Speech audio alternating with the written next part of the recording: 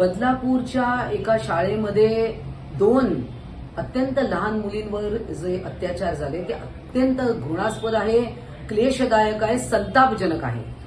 आणि हे झाल्यावर बदलापूरमध्ये प्रचंड मोठा नागरिक उद्रेक देखील आपण पाहतोय. परंतु शासनाच्या वतीने मी सांगू इच्छिते की कोणालाही यातून क्षमा केली जाणार नाही. मुख्यमंत्र्यांनी आदेश दिलेत फास्ट ट्रॅक कोर्टमध्ये ही केस चालवायची. उपमुख्यमंत्री असतील, केसरकर साहेब जे शालेय शिक्षण मंत्री आहेत, त्यांनी सर्व जे पुण्यातले जे शाळेसंबंधी जे अधिकारी आहेत ते सगळे तिकडे दाखल झालेले आहेत आणि कोणालाही क्षमा केली जाणार नाही.